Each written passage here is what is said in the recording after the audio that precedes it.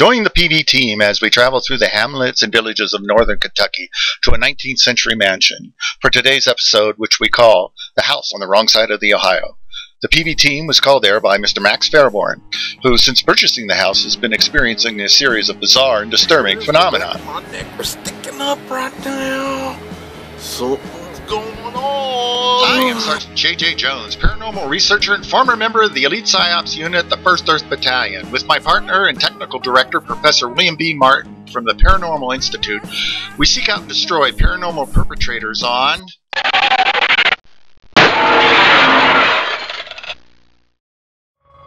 Utilizing advanced parametrics to harness the resources of the dead, the Paranormal Ventures team constructed the Paranormal Entity Reactivation Verbalizer, or PERV, in order to communicate directly with those from about the beyond. Let me introduce my colleague, Professor Martin. To replicate what we're doing here, there are many frauds and charlatans in this business. I want to assure you that we are above board and legitimate as can be. We are along the lines of Jesse Ventura and the conspiracy theory. That was taken off by our government. They were cut off from viewing. They did not want to enrage the population. But we know that we are visited by entities, spirits every day. Well, there might be somebody right here, right now, picking my nose, and I wouldn't be able to tell him. While Professor Martin was investigating the inside of the house, I decided to go out onto the grounds of the mansion and look around. There I found a small church and several undocumented grave sites. Meanwhile, Professor Martin was back in the house. Investigate this house. There's been several disturbances in this home, and we have young children that are just terrified. Vanity in the home is a thermal test, and I have some very sophisticated equipment here that will determine the room temperature. And we find quite frequently that if there's a severe drop in temperature in a given space, we are usually in the presence of some sort of entity. Tree over in this corner. Oh, look, the temperature's dropping down to 53. 53! As if I had nothing better to do, Mr. Big Shot Professor Martin, the big technical whiz, decides that I should be the one to haul his butt back to the lab in order to consult the PERV and use its superior paranormal analytic capacity in order to establish an identity for our spirit entity. Sheesh.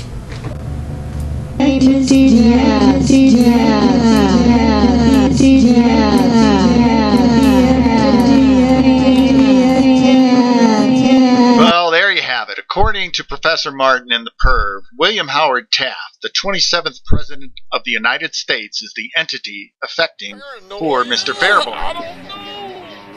Something weird's going on here. Right now. Listen, it was in this cabinet where we saw a complete different change. Is there anyone in this cabinet? Get the fuck out of here! Okay. Apparently we have an angry spirit. At one of the grave sites, we attempted an EVP. Did you hear that? Who is that? What's his name?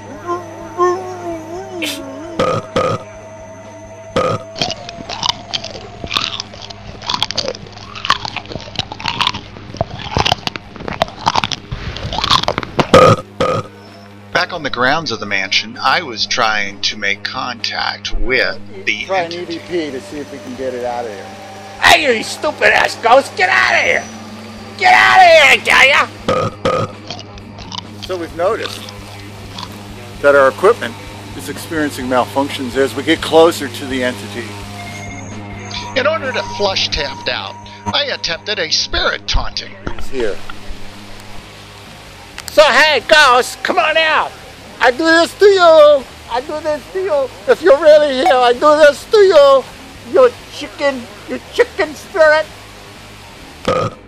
Certainly have some activity in this room. I would say that there's a good chance we are in the presence of a spirit.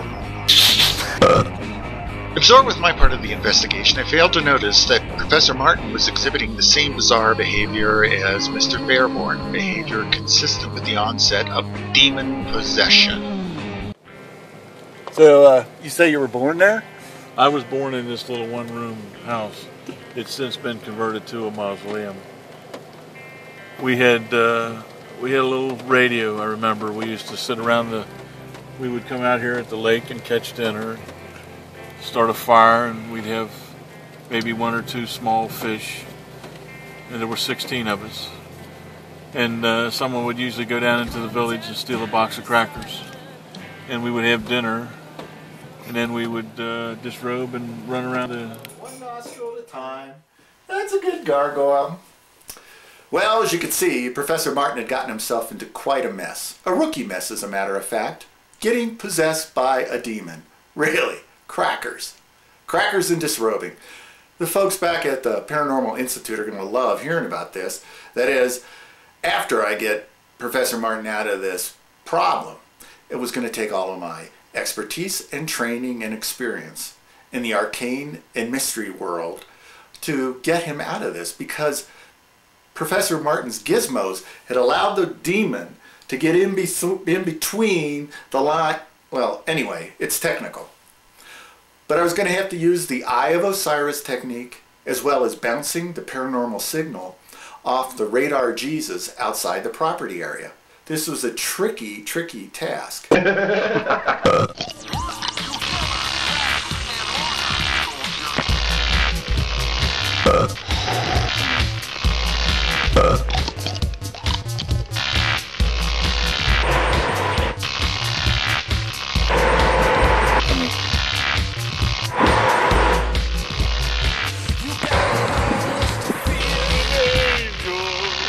To destroy this whole world, but he thought about it.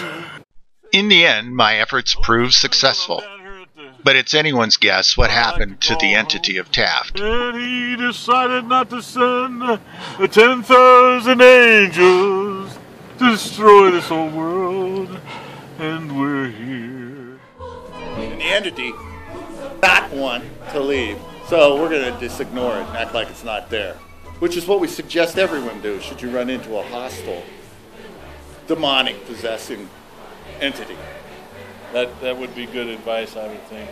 This man here, though, the problem is the entity is a destructive force that mankind's not known how to come to terms with.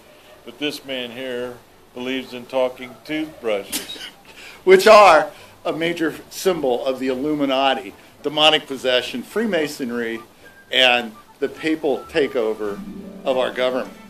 If you do have demonic possession, just remember, brush your teeth.